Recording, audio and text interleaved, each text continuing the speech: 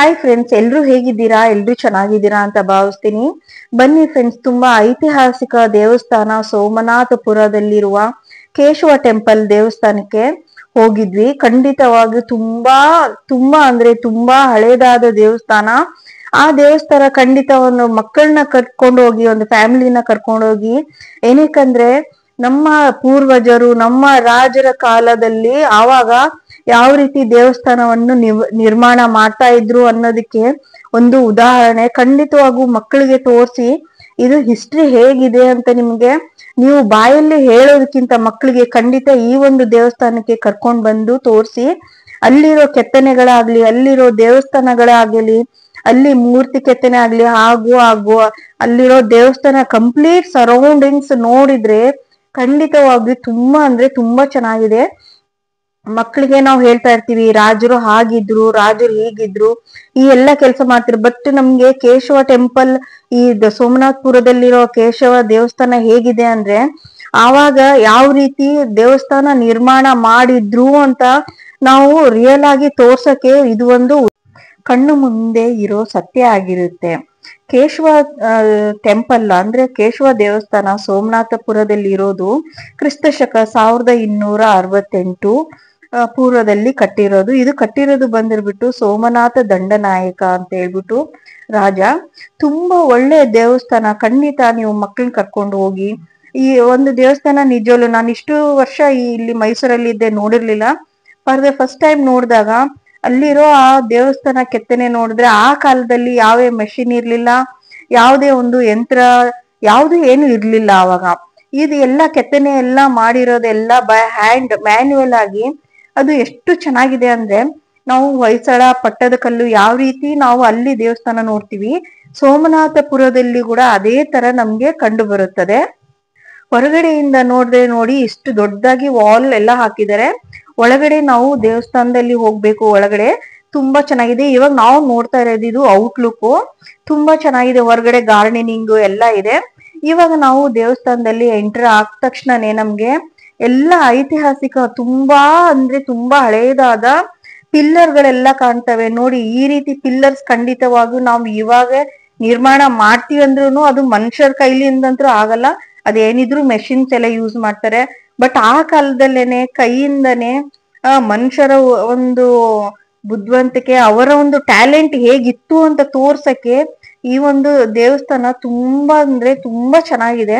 ಅವ್ರ ಟ್ಯಾಲೆಂಟ್ ನೋಡಿ ಯಾವ ರೀತಿ ಇದು ರಿಂಗ್ ತರ ಇದೆ, ತುಂಬಾ ಚೆನ್ನಾಗಿದೆ. ಈ ರೀತಿ ಪಿಲ್ಲರ್ಸ್ ಗಳೆಲ್ಲ ಆ ಕಾಲಕ್ಕೆ ಇತ್ತು ಅಂತಂದ್ರೆ ನಿಜವಲ್ಲೂ ನನ್ಗಂತೂ ತುಂಬಾ ಆಶ್ಚರ್ಯ ಆಯ್ತು.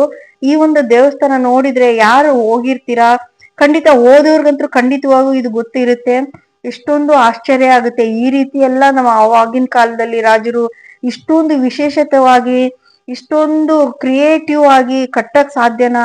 ಇಷ್ಟೊಂದು ಕ್ರಿಯೇಟಿವಿಟಿ ಆವಾಗಿತ್ತಲ್ವಾ ಅಂತ ಹೇಳ್ಬಿಟ್ಟು ನಾವ್ ಅನ್ಕೋತೀವಿ. ಏನಕ್ಕಂದ್ರೆ ಇವಾಗ ನಾವು ಮಾಡ್ತೀವಿ ಅಂತಂದ್ರೆ ಖಂಡಿತವಾಗೂ ನಾವು ಮೆಷಿನ್ಸ್ ಸಪೋರ್ಟ್ಸ್ ತಗೊಂಡ್ಬಿಟ್ಟು ನಾವು ಬೇಗ ಆಗ್ಬೇಕು ಅಂತ ಮಾಡ್ತೀವಿ. ಬಟ್ ಅವಾಗೆಲ್ಲ ನೋಡಿ ಎಷ್ಟು ಚಿಕ್ಕದಾಗಿ ಕೆತ್ತನೆ.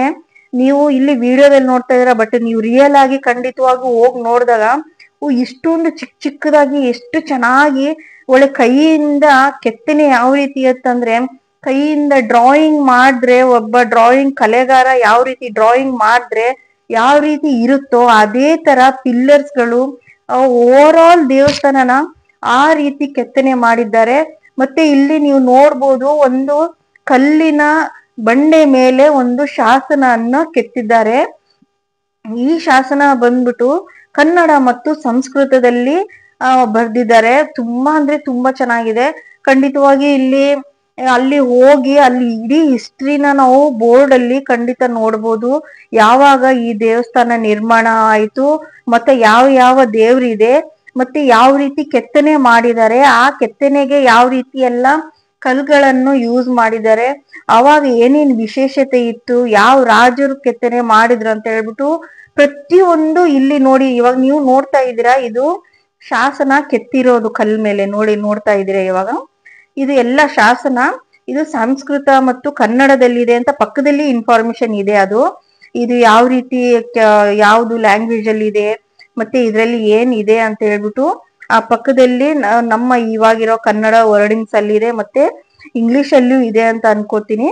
ಈ ತರ ನೋಡಿ. ಇವಾಗ ನಾವು ನೋಡ್ತಾ ಇರೋದು ದೇವಸ್ಥಾನ. ತುಂಬಾ ಅಂದ್ರೆ ತುಂಬಾ ಚೆನ್ನಾಗಿದೆ. ಇವಾಗ ನೋಡಿ ಅದು ಕೆಳಗಡೆ ಎಲ್ಲ ಒಂಥರ ಸ್ಕ್ವಯರ್ ಕಟ್ ರೆಕ್ಟ್ಯಾಂಗುಲರ್ ತರ ನಮ್ಗೆ ಅಲ್ಲಿ ಸರೌಂಡಿಂಗ್ಸ್ ಎಲ್ಲ ಸಿಗುತ್ತೆ. ಅದು ಸೈಡ್ ಅಲ್ಲೆಲ್ಲ ಪಿಲ್ಲರ್ಸ್. ಇದು ದೇವಸ್ಥಾನ ಪ್ರತಿ ಒಂದೂನು ಎಷ್ಟು ಶಾರ್ಪ್ ಕೆತ್ತನೆ ಯಾವ ರೀತಿ ಇದೆ ಅಂತಂದ್ರೆ ಒಂದು ಆರ್ಕಿಟೆಕ್ಚರ್ ನಿಜಲು ನನ್ಗೆ ನಂಬಕ್ಕೆ ಆಗ್ಲಿಲ್ಲ. ಆ ದೇವಸ್ಥಾನ ನಾನು ಆಕ್ಚುಲಿ ಹೊಯ್ಸಳ ಮತ್ತು ಪಟ್ಟದಕಲ್ಲು ಯಾವ ನೋಡಿಲ್ಲ ಇದುವರೆಗೂ, ಇನ್ನೂ ನೋಡಿಲ್ಲ. ಅದು ಹೋಗೋ ಪ್ಲಾನಿಂಗ್ ಇದೆ. ಇದು ಫಸ್ಟ್ ಟೈಮ್ ನಾನು ಹಳೆ ಪುರಾತನ ಕಾಲದ ದೇವಸ್ಥಾನ. ತುಂಬಾ ಚೆನ್ನಾಗಿದೆ, ತುಂಬಾ ಆರ್ಕಿಟೆಕ್ಚರ್ ತುಂಬಾ ಚೆನ್ನಾಗಿದೆ, ಮತ್ತೆ ಕೆತ್ತನೆಗಳು ಕೂಡ ತುಂಬಾ ಚೆನ್ನಾಗಿದೆ. ಇವಾಗ ನಾವು ಎಂಟರ್ ಆಗ್ತಾ ಇದೀವಿ. ಇವಾಗ ನೋಡ್ತಾ ಇದ್ದೀರಾ ನೀವು ಮೇಲ್ಗಡೆ ಚಾವಣಿ ಯಾವ ರೀತಿ ಎಲ್ಲಾ ಡಿಸೈನ್ ಮಾಡಿದ್ದಾರೆ ಅಂತ ಹೇಳ್ಬಿಟ್ಟು ನೋಡ್ತಾ ಇದ್ದೀರಾ. ಎಷ್ಟು ಚೆನ್ನಾಗಿದೆ ದೇವಸ್ಥಾನ. ಇವಾಗ ನಾವು ಒಳಗಡೆ ಎಂಟರ್ ಆದ ತಕ್ಷಣ ನಾವು ನೋಡ್ಬೋದಾದ್ರೆ ನಾವು ನೋಡಕ್ಕೆ ನಮ್ಗೆ ಸಿಗೋ ದೇವರು ಮೂರು: ವೇಣುಗೋಪಾಲ, ಕೇಶವ ಮೂರ್ತಿ ಹಾಗೂ ಜನಾರ್ದನ ದೇವರುಗಳನ್ನ ನಾವು ನೋಡ್ಬೋದು. ಇವಾಗ ನೋಡ್ತಾ ಇದ್ದೀರಾ. ಒಳಗ ಹೋದ ತಕ್ಷಣನೇ ನೀವು ಎಂಟರ್ ಆದ ತಕ್ಷಣನೇ ಅವು ಪಿಲ್ಲರ್ಸ್, ಅಲ್ಲಿರೋ ಕೆತ್ತನೆ, ಮತ್ತೆ ನೀವು ಒಂದು ಅಬ್ಸರ್ವ್ ಮಾಡ್ಬೇಕು ನೋಡಿ, ವೆಂಟಿಲೇಟರ್ಗೋಸ್ಕರ ಅಂದ್ರೆ ತುಂಬಾ ಒಳಗಡೆ ಗಾಳಿ ಬೆಳಕು ಬರ್ಲಿ ಅಂತ ಹೇಳ್ಬಿಟ್ಟು ಈ ರೀತಿ ಎಲ್ಲ ಮಾಡಿದ್ದಾರೆ. ನೋಡ್ತಾ ಇದ್ದೀರಾ ನೀವು, ಗಾಳಿ ಬೆಳಕಿಗೋಸ್ಕರ ಅಂತ ಹೇಳ್ಬಿಟ್ಟು ಆ ರೀತಿ ಎಲ್ಲ ಕೆತ್ತನೆ ಎಲ್ಲ ಮಾಡಿದ್ದಾರೆ. ಆವಾಗೆಲ್ಲ ಎಲ್ಲಿ ಇತ್ತು ಫ್ಯಾನ್, AC, ಕರೆಂಟ್ ಅನ್ನೋದು? ಅವಾಗಿನವ್ರೆ ನೋಡಿ ಎಷ್ಟು ಚೆನ್ನಾಗಿ ಒಂದು ಕರೆಕ್ಟ್ ಆಗಿರೋ ಪ್ಲಾನಿಂಗ್ ಅಲ್ಲಿ ಒಂದು ದೇವಸ್ಥಾನವನ್ನು ನಿರ್ಮಾಣ ಮಾಡಿದ್ದಾರೆ. ಮತ್ತು ಅಲ್ಲಿನ ಕೆತ್ತನೆ, ಪ್ರತಿ ಒಂದು ಮೂರ್ತಿ ಕೆತ್ತನೆ ಆಗಿರ್ಲಿ, ಪ್ರತಿ ಒಂದು ಪಿಲ್ಲರ್ ಗಳ ಕೆತ್ತನೆ ಆಗಿರ್ಲಿ, ಇವಾಗ ಡಿಸೈನ್ಸ್ ನೀವು ನೋಡ್ತಾ ಇದ್ದಾರೆ. ಎಷ್ಟು ಚೆನ್ನಾಗಿದೆ ದೇವಸ್ಥಾನ. ನಿಜವೂ ತುಂಬಾ ಅಂದ್ರೆ ತುಂಬಾ ಖುಷಿ ಆಯ್ತು ನನ್ಗಂತೂ. ಈ ಒಂದು ವಿಡಿಯೋ ನಿಮ್ ಜೊತೆ ಶೇರ್ ಮಾಡ್ಕೊಳ್ಳೋಣ ಅಂತ ಹೇಳ್ಬಿಟ್ಟು ನಾನು ಈ ಒಂದು ವಿಡಿಯೋ ಶೇರ್ ಮಾಡ್ಕೋತಾ ಇದ್ದೀನಿ. ಖಂಡಿತ ಯಾರೆಲ್ಲ ಪುರಾತನ ಹಿಸ್ಟ್ರಿ ಟೆಂಪಲ್ಗೆ ಹೋಗ್ಬೇಕು, ಮಕ್ಕಳಿಗೆ ಒಂದು ಹಿಸ್ಟ್ರಿ ಹೇಗಿತ್ತು ಅಂತ ತೋರ್ಸ್ಬೇಕು ಅಂತ ಅಭಿಪ್ರಾಯ ಇರೋರು, ಖಂಡಿತ ನೀವು ಆ ಮೈಸೂರು, ಬೆಂಗಳೂರು ಹತ್ರ ಇರೋರಾದ್ರೆ ಖಂಡಿತ ಮಿಸ್ ಮಾಡ್ಕೋಬೇಡಿ. ಬಟ್ ದೂರದಲ್ಲಿ ಇದ್ರೆ ಖಂಡಿತ ಒಂದ್ ದಿವ್ಸ ಪ್ಲಾನ್ ಮಾಡಿ ಯಾಕೆ ಬನ್ನಿ ನಮ್ಮ ಮೈಸೂರಲ್ಲಿ ನಿಮ್ಗೆ ಒಂದ್ ವಾರ ಆದ್ರೂ ಸಾಕಾಗೋಲ್ಲ. ಎಷ್ಟೆಲ್ಲ ದೇವಸ್ಥಾನ ಇದೆ, ಎಷ್ಟೆಲ್ಲಾ ತುಂಬಾ ಸುಂದರವಾದ ತಾಣಗಳಿದಾವೆ, ನೀವು ನೋಡ್ಕೋಬಹುದು. ಅದ್ರಲ್ಲಿ ಇದು ಒಂದು ಆಯ್ಕೆ ಮಾಡ್ಕೊಳ್ಳಿ, ಸೋಮನಾಥಪುರ ದೇವಸ್ಥಾನ. ಇವಾಗೆಲ್ಲ ಎಷ್ಟು ಚೆನ್ನಾಗಿ ಇದೆ ಅಂತಂದ್ರೆ ಎಲ್ಲಿ ಟ್ರಿಪ್ ಹಾಕಿದ್ರು ಮೈಸೂರಲ್ಲಿ ಮಾತ್ರ ಮಿಸ್ ಮಾಡ್ಕೊಳಕ್ ಹೋಗ್ಬೇಡಿ. ಹುಟ್ಟಿದ ಮೇಲೆ ಒಂದ್ಸರ್ತಿ ಮೈಸೂರ್ ಒಂದ್ ರೌಂಡ್ ಹಾಕಿ. ಅದು ನನ್ನ ಅನುಭವ ಹೇಳ್ತಿದ್ದೀನಿ. ಯಾಕಂದ್ರೆ ಎಷ್ಟೋ ಜನ ಅಕ್ಕಪಕ್ಕ ಇರೋರ್ಗೆ ನೋಡಕ್ಕೆ ಅವಕಾಶ ಇರಲ್ಲ, ಅದಕ್ಕೆ ಮಿಸ್ ಮಾಡ್ಬೇಡಿ. ಅಕ್ಕಪಕ್ಕ ಇಲ್ಲೇ ಮೈಸೂರು, ಬೆಂಗಳೂರು ಇರೋರು ಮಿಸ್ ಮಾಡ್ದಾರಂಗೆ ಮೈಸೂರ್ಗೆ ಒಂದೇ ಟ್ರಿಪ್ ಬನ್ನಿ. ಆ ಟ್ರಿಪ್ ಅಲ್ಲಿ ಸೋಮನಾಥಪುರ ಒಂದು ಇನ್ಕ್ಲೂಡ್ ಮಾಡ್ಕೊಳ್ಳಿ. ನಿಜವಾಗ್ಲು ಹೇಳ್ತೀನಿ, ನೀವು ಆಶ್ಚರ್ಯಚಕಿತ ಆಗೋದಂತೂ ಖಂಡಿತ. ಅಲ್ಲಿನ ಕೆತ್ತನೆ, ಅಲ್ಲಿನ ನಿರ್ಮಾಣದ ರೀತಿ, ಅಲ್ಲಿರೋ ದೇವಸ್ಥಾನಗಳು ಎಷ್ಟು ಚೆನ್ನಾಗಿದೆ ಅಂದ್ರೆ ಇವಾಗ ಕೂಡ ಒಳಗಡೆ ದೇವಸ್ಥಾನಗಳನ್ನ ಅಲ್ಲಿ ನಾವು ಇದು ಲೈಟಿಂಗ್ಸ್ ಅದು ಯಾವುದು ಅಷ್ಟೊಂದು ಜಾಸ್ತಿ ಹಾಕಿಲ್ಲ. ತುಂಬಾ ಕತ್ಲಾಗುತ್ತೆ, ಬರೋರ್ಗೆ ಸ್ವಲ್ಪ ಅನುಕೂಲ ಆಗ್ಲಿ ಅಂತ ಹೇಳ್ಬಿಟ್ಟು ಅಲ್ಲಲ್ಲೇ ಒಂದೊಂದು ಲೈಟಿಂಗ್ಸ್ ಇದೆ. ಅಷ್ಟು ಬಿಟ್ರೆ ಇನ್ನೇನಿಲ್ಲ. ಒಳಗಡೆ ಯಾವ್ದು ರೀತಿ ನ್ಯಾಚುರಲ್ ಆಗಿದೇನೋ ಅದೇ ತರ ಇದೆ. ದೇವಸ್ಥಾನ ನೋಡ್ತಾ ಇದ್ದೀರಾ.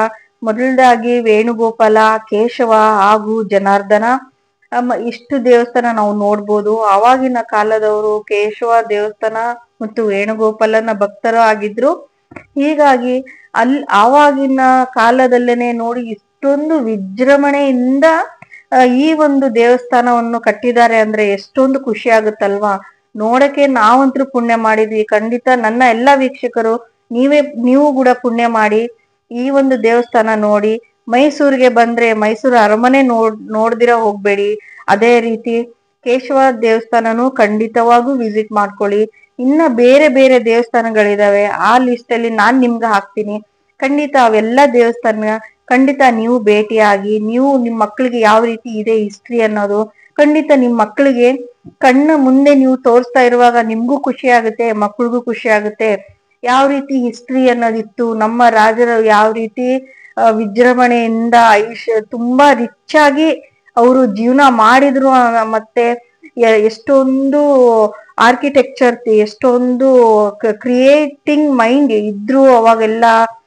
ಯಾವುದೇ ಮೆಷಿನ್ಸ್ ಇವಾಗೆಲ್ಲ ಏನೇ ಒಂದ್ ಮಾಡಿದ್ರು ನಾವು ಮೆಷಿನ್ಸ್ ಎಷ್ಟೊಂದು ಯೂಸ್ ಮಾಡ್ತೀವಿ. ಮೆಷಿನ್ಸ್ ಇಲ್ಲಾರ್ದೆ ಹೋಗೋದೇ ಇಲ್ಲೇನಪ್ಪ ಜೀವನ ಅನ್ನೋ ತರ ಇವಾಗಿದೆ. ಬಟ್ ಆಗಿನ ಕಾಲದಲ್ಲೇನೆ ಕೈಯಿಂದನೇ ಕೆತ್ತನೆ ಮಾಡಿದ್ರು ನೋಡ್ತಾ ಇದ್ದೀರಾ, ಫುಲ್ ಸರೌಂಡಿಂಗ್ಸ್, ಫುಲ್ ಇಡೀ ದೇವಸ್ಥಾನ ನೀವು ಒಂದು ಪ್ರದಕ್ಷಿಣೆ ಹಾಕಿ ನೀವು ಒಂದೊಂದು ದೇವಸ್ಥಾನ ನೋಡ್ತಾ ಇದ್ರಿ. ನಿಜ ಹೇಳ್ತೀನಿ, ನಾವು ದೇವಸ್ಥಾನ 1-2 ದೇವಸ್ಥಾನ ಪ್ಲಾನ್ ಮಾಡಿದ್ವಿ ಹೋಗ್ಬಿಟ್ಟು ಅಲ್ಲಿ ಅಲ್ಲಿ ಹೋಗೋಣ ಅಂತ.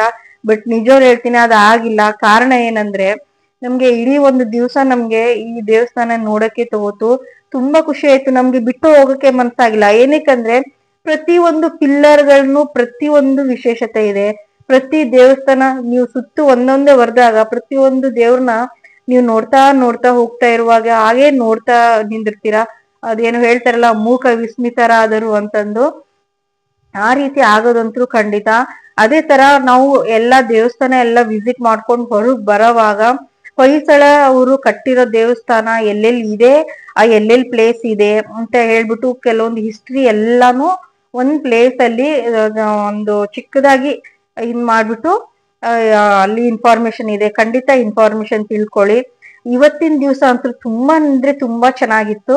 ಅದೇ ತರ ಈ ಸೋಮನಾಥಪುರ ದೇವಸ್ಥಾನಕ್ಕೆ ಹೋಗ್ಬಿಟ್ಟು ಬರುವಾಗ ನಮ್ಮ ಮೈಸೂರು ಗೊತ್ತಲ್ವಾ, ನಮ್ದು ಯಾವಾಗಿದ್ರು ಮೈಸೂರಲ್ಲಿ ನಮ್ಮ ಏನ್ ಹೇಳ್ತೀರಾ ಅತಿಥಿಗಳು, ನಮ್ಮ ಮೈಸೂರಿಗೆ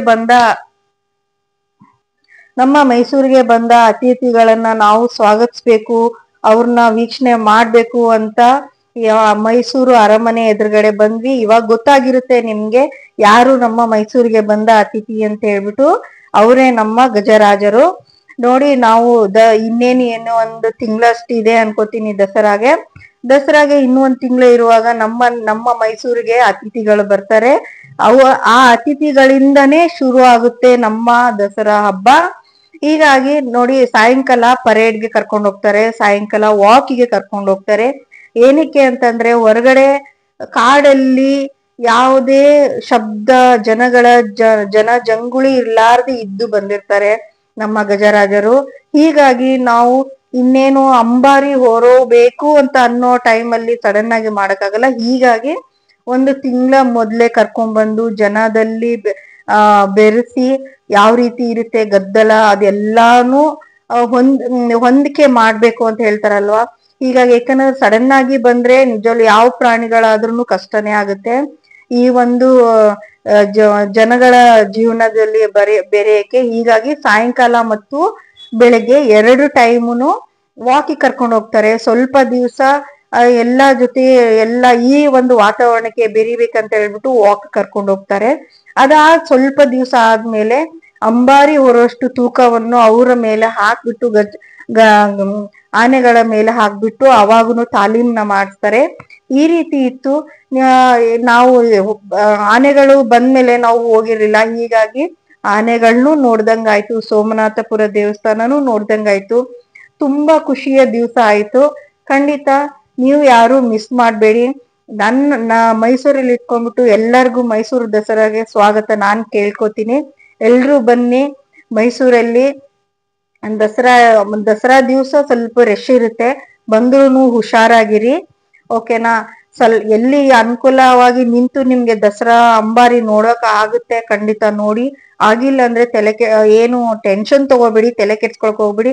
ತಾಯಿ ಚಾಮುಂಡಿ ತಾಯಿ ಬೆಟ್ಟದ ಮೇಲೆ ಇದ್ದಾಳೆ, ಒಂದ್ ಟೈಮ್ ಹೋಗ್ಬಿಟ್ಟು ದರ್ಶನ ಮಾಡ್ಕೊಂಡ್ಬಿಟ್ಟು ಬನ್ನಿ. ಇದಾಗಿತ್ತು ನನ್ನ ವ್ಲಾಗ್. ನಿಮ್ಗೆ ಇಷ್ಟ ಆದ್ರೆ ಲೈಕ್ ಮಾಡಿ, ಶೇರ್ ಮಾಡಿ, ಸಬ್ಸ್ಕ್ರೈಬ್ ಮಾಡಿ.